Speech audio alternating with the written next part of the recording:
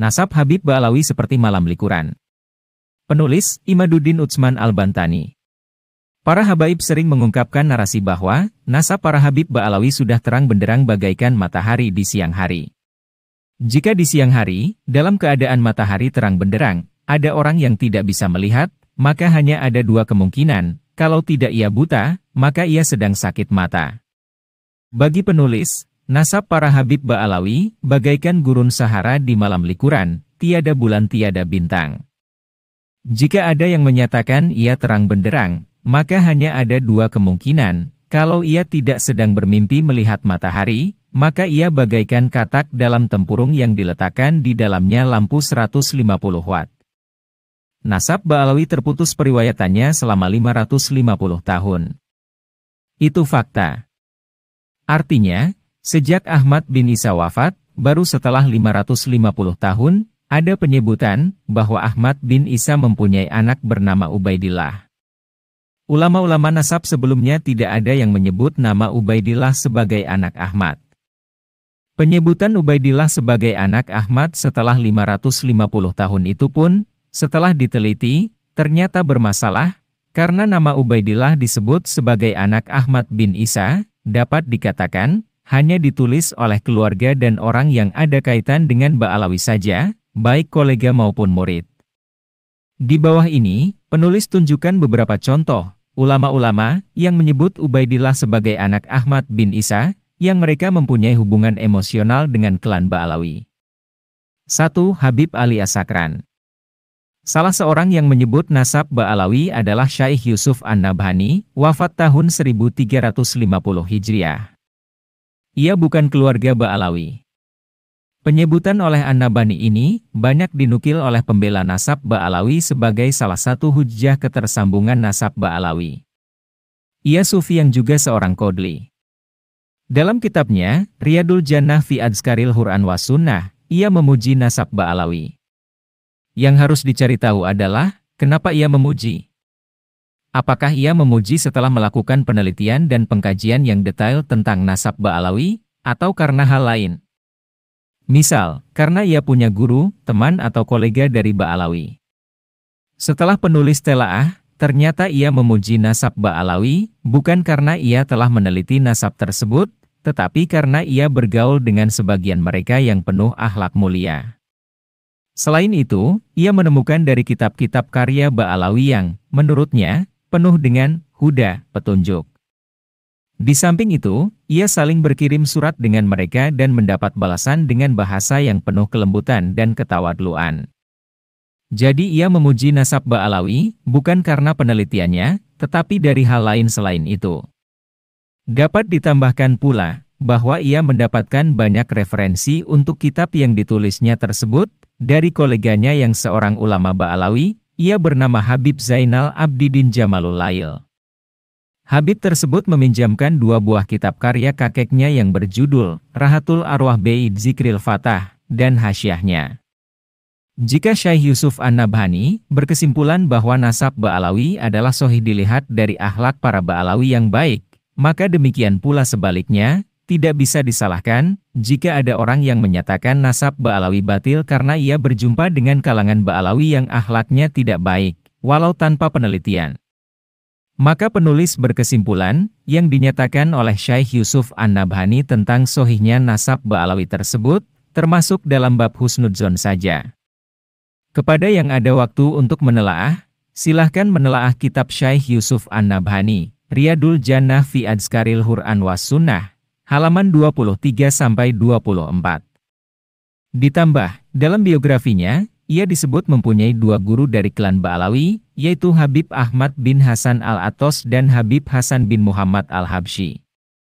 Ibnu Hajar Al-Haytami menjelaskan, bahwa salah satu sanad dalam Lubsul Hirqoh yang dimilikinya adalah dari Imam Abu Bakar Al-Idrus. Di mana sanad itu bertaut kepada Syaikh Abdul Qadir Al-Jaili, Al-Jailani, Al-Rifai, Al-Suhrawardi DLL. Di dalam kitab itu pula Ibnu Hajar mengutip perkataan Abu Bakar Al-Idrus, bahwa ia memiliki sanad Lubsul Hirqah yang menyambung kepada Rasul melalui ayahnya terus ke kakeknya sampai kepada Rasul. Lihat kitab Al-Sabat Ibnu Hajar Al-Haytami halaman 212-213. Jadi bukan Ibnu Hajar menetapkan bahwa nasab Ba'alawi tersambung ke Nabi Muhammad SAW, tetapi ia hanya mengutip ucapan Syekh Abu Bakar Al-Idrus Murtadlo Az-Zaibidi. Salah satu andalan pembela nasab Ba'alawi adalah kitab Ar-Raudul Jali yang dikarang oleh Syekh Murtado Az-Zabidi. Dikatakan bahwa seorang ulama besar, pengarang kitab Syarah Ihya Ulumuddin, telah menetapkan nasab Ba'alawi tersambung kepada Nabi Muhammad S.A.W. Benarkah? Syekh Murtado Az-Zabidi mengarang kitab Ar-Raudul Jali atas perintah gurunya yang bernama Habib Mustafa bin Abdurrahman Al-Idrus. Lihat Ar-Raudul Jali halaman 13, ketika ia diperintahkan itu ia masih berumur 20 tahun, lihat halaman 12. Dikatakan oleh muhakik Syekh Arif Abdul Ghani, bahwa ketika itu Habib Al-Idrus tersebut datang menemui Az-Zabidi di Taif tahun 1166 Haji dan tinggal di sana selama 6 bulan. Lihat halaman 16.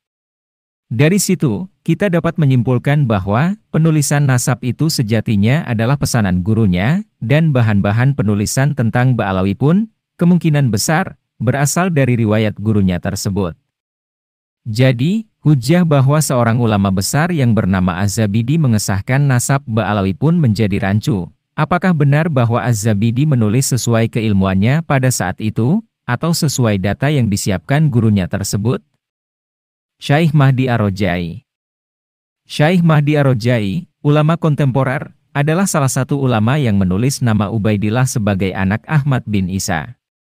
Dalam kitabnya, Al-Muqibun, ia menulis bahwa anak Ahmad bin Isa berjumlah 4 orang, Muhammad, Ali, Husain dan Ubaidillah. Bahkan, beberapa hari lalu, ia sampai mengirimkan selembar surat yang menyatakan nasab Ba'alawi tersambung kepada Ahmad bin Isa. Siapa beliau? Beliau adalah ulama nasab yang bekerja di Yayasan Nasab yang didirikan oleh Syekh Al-Mar'ashi Al-Najafi, W. 1411 Haji. Penulis meneliti dari mana ia mencantumkan nama Ubaidillah sebagai anak Ahmad bin Isa. Karena dalam kitabnya, Al-Muqibun, ia tidak menjelaskan dari mana pengambilannya.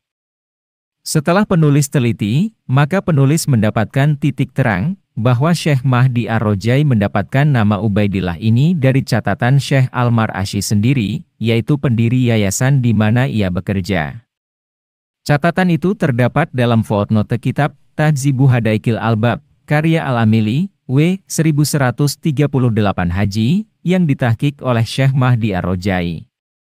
Dalam kitab-kitab itu, nama Ahmad disebut tidak mempunyai anak bernama Ubaidillah, namun pentahqiq, Syekh Mahdi Ar-Rojai, membuat footnote bahwa Syekh Al-Mar'ashi mencatat bahwa Ahmad mempunyai anak bernama Ubaidillah. Lalu siapa Syekh Al-Mar'ashi? Syekh Al-Mar'ashi, nama lengkapnya adalah Syekh Syihabuddin Al-Mar'ashi Al-Najafi. Ia adalah murid seorang Habib keturunan Ba'alawi yang bernama Habib Muhammad Akil Al-Alawi Al-Hadrami, W. 1350 Haji, pengarang kitab Al-Atbul Jamil. Lihat kitab Tahdzib halaman 278. Ini adalah beberapa contoh, di mana ulama-ulama yang mencantumkan Ubaidillah sebagai anak Ahmad, selalu ada hubungan emosional dengan klan Ba'alawi. Sebelum penulis akhiri artikel ini, ada hal yang ingin penulis sampaikan, terkait pernyataan sebagian kalangan, bahwa signifikansi konfirmasi kitab nasab sezaman tidak diperlukan. Dan persyaratan konfirmasi kitab sezaman, yang penulis tulis dalam buku menakar, menyalahi para ahli nasab. Penulis akan menukil ucapan seorang ahli nasab yang masih hidup dari Hijaz, ia adalah Sayyid Ibrahim bin Mansur. Dalam kitabnya, Al-Ifadloh, ia menyatakan, 56. Adapun dalil-dalil bahwa pengakuan orang-orang belakangan dari kaum Tabariyah kepada nasab Al-Husaini Al-Alawi, itu adalah pengakuan baru yang tidak mempunyai dasar, adalah karena kitab-kitab tarikh yang tua tidak menyambungkan nasab kaum Tabariyah kepada nasab Al-Husaini Al-Alawi. Al-Ifadloh, 56. Perhatikan, Sayyid Ibrahim bin Mansur yang menyatakan nasab kaum Tabariyah di Makkah tidak tersambung dengan nasab Al-Husaini, Ia menyimpulkannya berdasarkan kitab-kitab tua yang menyatakan bahwa nasab kaum Tabariyah ini terputus. Padahal kaum Tabariyah dikenal pada abad 14 sebagai keturunan Nabi yang derajat kemasyurannya sudah istifatlah, bahkan sebagian ulama, misalnya Qodhi Ja'far Libani Maki, menyatakan ia telah koti sebagai keturunan Nabi Muhammad SAW. Lihat kitab Al-Hadits Syujun halaman 94, tetapi, ketika diteliti, ternyata kemasyhuran pada masa sekarang tidak menjamin ketersambungan nasab ini berdasarkan kesaksian kitab-kitab tua. Bahkan kaum Tabariyin ini disimpulkan baru mengaku sebagai keturunan Nabi pada abad ke-9. Sementara pada abad 5, 6, 7, 8 nasab ini majul. Sama peristiwanya seperti nasab Ba'alawi. Penulis Imaduddin Utsman Al-Bantani.